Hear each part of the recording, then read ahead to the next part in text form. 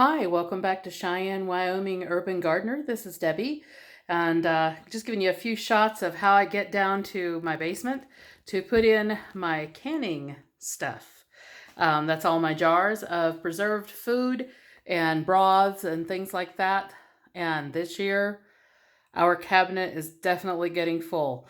I have this area that's in our laundry room. This is just a huge cabinet above our deep sinks. We do have some deep sinks here, but we don't really use the deep sinks that often. So this cabinet just is over the area, and our humidity and things in Cheyenne, Wyoming is very, very low, sitting normally around 20-25% in the home.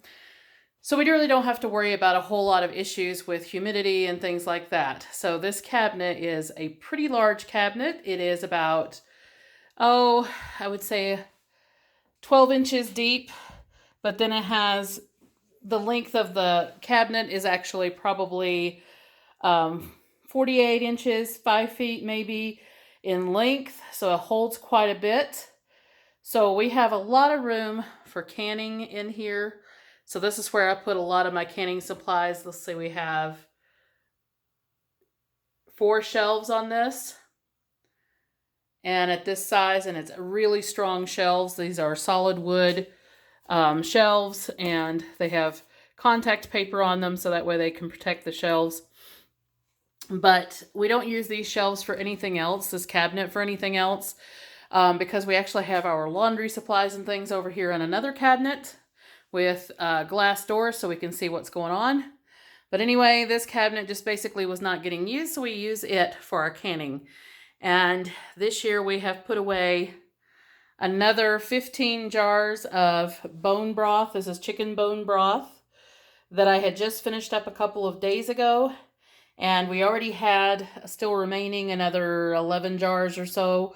So we have 26 jars, I think, right now of chicken bone broth. We still have some beef bone broth, but I'm going to get started on canning up some more of that.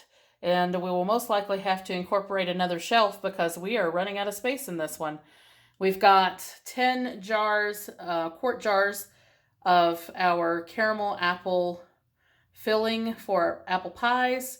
And this is a Dutch recipe that is absolutely fantastic. Our favorite way to have our apple pies.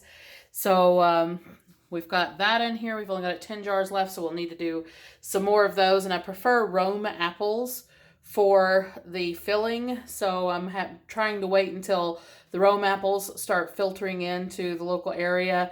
And then we try to buy either a box or a bushel of those Rome apples, and then we put them away in different ways, either applesauce, apple butter, or this canned apple filling for our pies. So you can see here we have some apple butter that I made last year from what was remaining of those apples.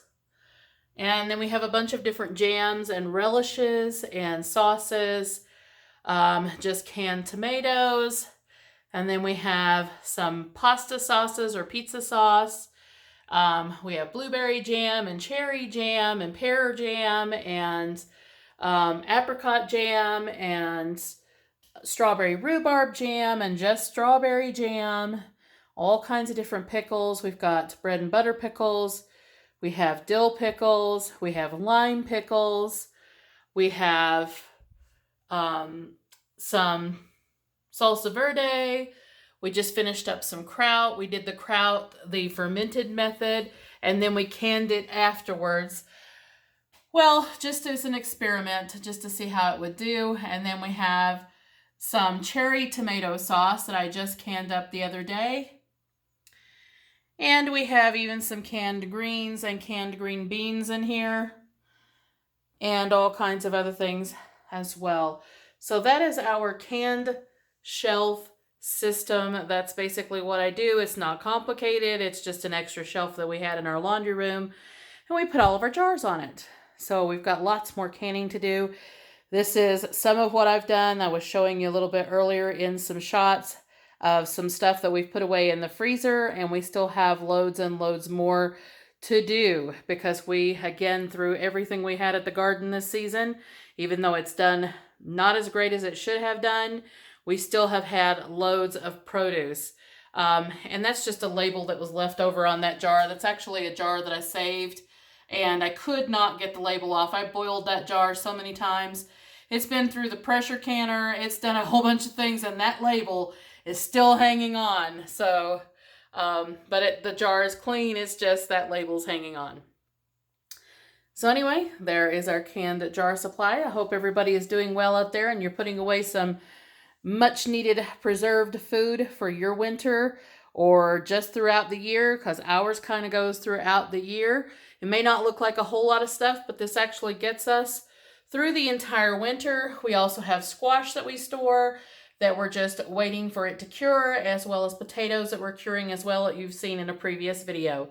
So anyway, like, subscribe, hit the notification bell for notices on new videos as they come out, and we will see you in the next one.